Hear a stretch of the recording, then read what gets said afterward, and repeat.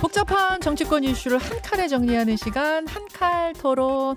오늘도 김준일 시사평론가 그리고 공론센터의 장성철 소장 한칼 두 분 나오셨어요. 어서 오십시오. 안녕하세요. 안녕하세요. 반갑습니다. 안녕이란 인사 아직 하지 마세요. 지금 막 하시려고 입을 떼시려고. 아니요. 우리 다음 주까지 가야 됩니다. 그럼요. 하지 마시고요. 네네. 다음 주에 하겠습니다. 청와대로 그러니까 용산 시대를 이제 마무리하고 다시 청와대로의 이사가 거의 마무리가 됐죠. 이번 주부터 춘추관 브리핑을 시작을 했습니다. 요 다시 청와대로의 복귀 어떻게 보고 계시는지부터 좀.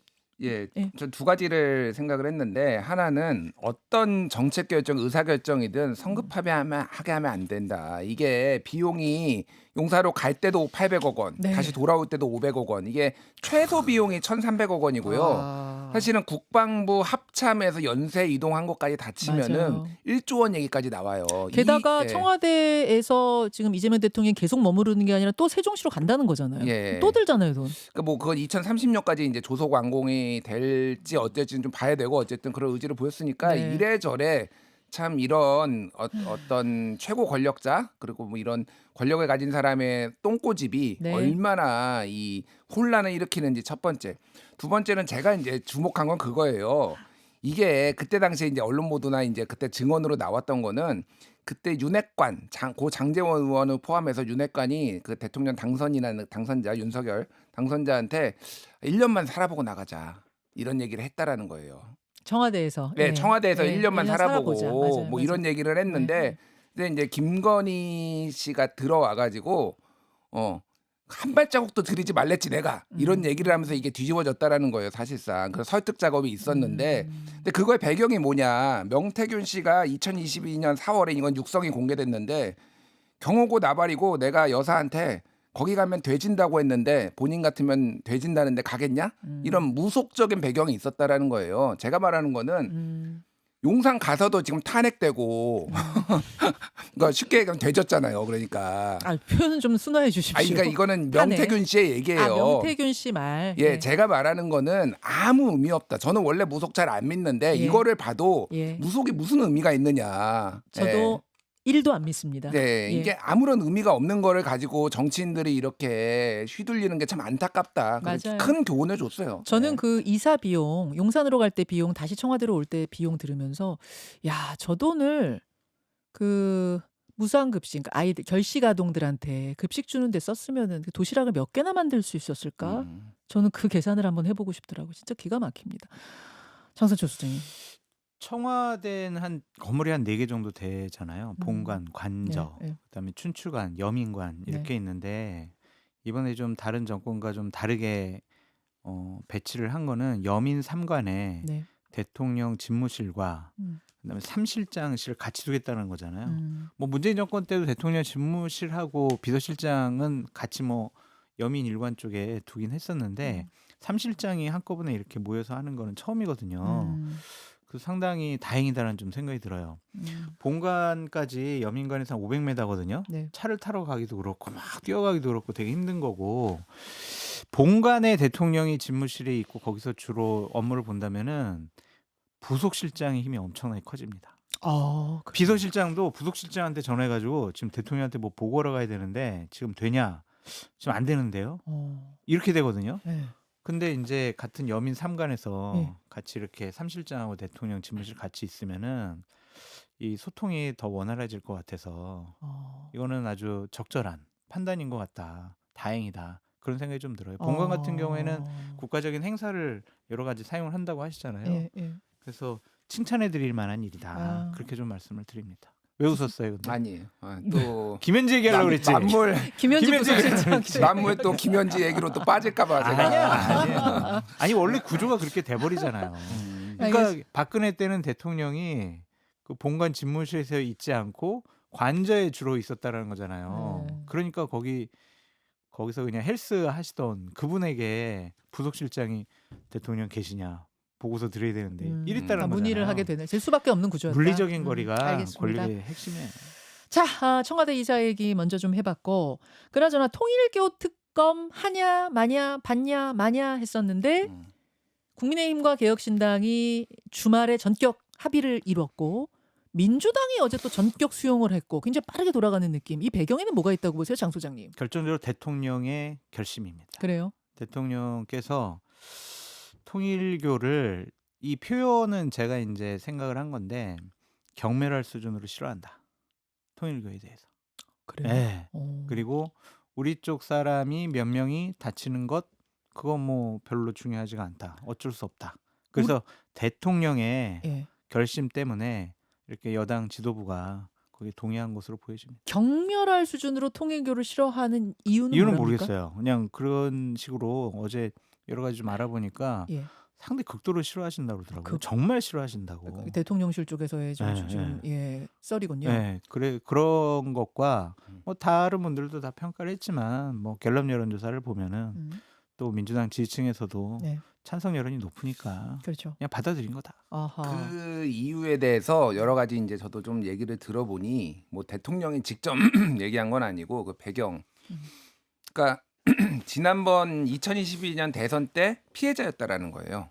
라고 본다. 음. 통일교에 의한. 통일교에 의한 피해자였다라고 이제 보는 거 하나가 있고 그래서 이제 오픈 프라이머리 방식으로 이제 선거인단 방식으로 민주당은 경선을 하잖아요. 사실 이제 조금 더 들어가면은 그때 이제 민주당에서 대선 후보 뽑을 때 1차, 2차, 3차 경선이 있었잖아요. 네, 그때 네. 3차 때 그 이낙연 후보 측이 굉장히 많이 이제 들어와 가지고 결선 안 갈 뻔했었어요, 그때. 기억나요. 예, 그때 뭐 그래서 반올림에 한 해 만에 막 이런 얘기까지 막 있고 그 뭐 미리 탈락한 사람들, 예, 중도 사퇴한 사람들 표를 합산을 한 해 만에 막 이런 논란까지 난리 있잖아요. 났었죠, 한바탕. 근데 친명 쪽 얘기를 들어보면 그때 혹시 신천지나 통일교 쪽이 들어온 거 아니야? 조직적으로 뭔가? 막 이런 아, 생각까지 의심을 하시는 한다. 예, 이건 뭐 공식적으로 나온 건 아닌데 너무 표가 이상하게 나왔다. 물론 이제 그때 대장동 의혹이 터지고 예. 이재명 후보에 대해서 조금 비토 정서가 있었던 것도 사실인데 중간에 터졌잖아요. 예, 예. 그것이 마지막에 영향 많이 끼쳤다 이렇게 사실들은 보고 있는데 음. 이재명 캠프에서 좀 다른 해석을 했다는 그때 얘기군요. 당시에 그런 얘기까지 나올 정도로 상당히 그래서 여러 가지 의심들을 많이 하고 있었다. 어. 그래서 어쨌든 정교 유착에 대해서는 이번 기회에 뿌리를 뽑아야 된다라는 게 강한 신념이 대통령한테 있었다. 예. 그 두 분의 이야기를 연결해서 보니까 그러면 경멸의 이유가 그런 것하고 다 있을 수 그러네요. 있겠네요. 그리하여 대통령실의 의중이 민주당으로 전달이 맞습니다. 되면서 전격 수용이 된 거다. 아니 생각해 보세요. 15일날 일고의 가치도 없다라고 얘기를 하고 그러니까요. 이거 내란 세력들이 물타기 하려고 그런 거 아니냐. 음. 정청래 대표가 얘기를 했는데 역시 특검은 권력을 향한 수사 아닙니까? 권력 눈치 보지 않고 수사하는 거 아니겠어요? 예, 예. 일고의 가치가 없는 것이 아니라 만고의 진리다라고 말씀드립니다. 혹시 이 민주당에서 이렇게 전격 수용을 하는 바람에 국민의힘 쪽에서 이런 것도 있을까? 이렇게 빨리 받아? 이거 당황했겠죠. 당한 것도 있을 거라고 그런데 보세요? 그거를 또 외부로 표현하기도 어려울 것이고 본인들이 또 강력하게 요구를 했으니까 하여튼 빨리 그 누구를 어떻게 추천하느냐 그 분야에 대해서 합의를 봤으면 좋겠네요. 알겠습니다. 이렇게 되면서 이제 2차 종합특검 이거는 민주당은 주장했고 야당에서는 아니 뭘 또 특검을 해 이거는 국수본이 하는 게 맞지라고 했던 요 부분도 어떻게 같이 가는 거예요? 어떻게 되는 거예요? 어떻게 2차 종합특검은 지금 민주당이 주도를 했고 그동안에 이제 가장 어차피 이제 다수당이기 때문에 하려면 할 수 있었는데 가장 큰 걸림돌은 여론이었죠. 여론이었죠. 여론이었는데 그 걸림돌이 이제 민주당의 내로남불. 통일교 특검은 안 하고 2차 종합특검만 하는 게 이게 논리적으로 맞느냐. 그러니까 지금 통일교 수사하는 경찰은 일자라는 경찰이고 그리고 나머지 내란 수사 이어서 받아하는 뭐 김건희 수사 받아하는 수사는 무능한 경찰이냐 뭐 이런 거에 직면을 했잖아요. 근데 네. 그 장애물이 해소가 됐다. 그렇지. 그래서 그냥 갈 수밖에 없는 상황이고 저는 뭐 개인적으로 좀 유보적인 입장을 좀 말씀드렸던 게 이게 6개월에서 수사 안 되면 3차 특검하고 또 안 되면 4차 특검 할 거냐 그냥 아까 김영진 예. 의원은 3차는 없다 그러긴 하셨어요. 예, 뭐 그렇게 생각을 하고 이게 장기간 될 수도 있고 그렇기는 한데 어쨌든 지금은 갈 수밖에 없다. 그러면 이제 내년 지방선거까지 이거는 완전 특검 전국이다. 이 특검 저 특검 또 계속 제가 기억하실지 모르겠는데 한 3주 전에 네. 사정 전국이 올 수가 있다. 그런 얘기 하셨었어요. 예. 맞아요. 사정 전국이 근데 이렇게 올 줄은 몰랐는데 하여간 지금 사정 전국이 완전 펼쳐져 버렸어요. 지금 여야 가리지 않고 그래서 굉장히 다 정치권은 지금 긴장하고 있는 상황이에요. 예. 정무적으로도 본인들에게 민주당이 불리하지 않다고 생각할 것 같아요. 그러니까 2차 특검은 본인들이 결심을 하면 국회에서 통과시키는 건 어렵지가 않잖아요. 근데 수사 과정 중에서 지방선거 전에 또 하나씩 툭툭 던지게 되면 국민의힘이 불리할 수밖에 없지 않겠습니까? 알겠습니다. 네. 알겠습니다. 본방송에서 이제 국민의힘 이야기를 조금 하고 또 오늘 댓글쇼에서 다시 한번 이 이야기들은 깊이 있게 풀어보도록 하죠. 국민의힘 이야기 넘어갑니다. 장동혁 대표가 변화를 외쳤습니다. 변하겠다. 변하겠다. 아마 내년 1, 2월 정도, 그러니까 윤석열 전 대통령 1심 선고 후 정도를 그 변화의 시점으로 잡고 있지 않은가 이렇게 얘기들이 지금 나오고 있는 상황에서 제가 이제 이 얘기를 하는 이유는 국민의힘이 일주일 동안 되게 많은 일들이 있었거든요. 김종혁 전 최고위원에 대해서 중징계 권고가 있었고 네. 김종혁 대표는 변화를 외치는 일이 있었고 한동훈 전 대표는 토크 콘서트 했어요. 토크 콘서트 잠깐 보고 올까요? 예. 함께라면 모든 것이 달라질 겁니다. 함께 미래로 갑시다. 이제 뭉치고 말하고 행동합시다. 고맙습니다. 저 열기를 이제 좀 느껴보시라는 거였는데 1,500석이 완전 매진되고 사람들이 넘쳐서 밖에 서 계신 분들도 굉장히 많았을 정도였다고 해요. 네. 저 자리에서는 장동혁 대표에 대한 어떤 비판도 또 거침없이 나왔다고 하고 요 분위기 어떻게 보고 계세요? 이 흐름. 한동훈 대표로서는 저런 강력한 팬층이 있는 것은 정치인으로서 어마어마한 자산이 될 거예요. 본인이 지금 배지도 아니고 그냥 낭인처럼 지내고 있는데 저런 분들의 힘은 본인이 정치적으로 재기할 수 있는 중요한 동력이라고 생각을 할 겁니다.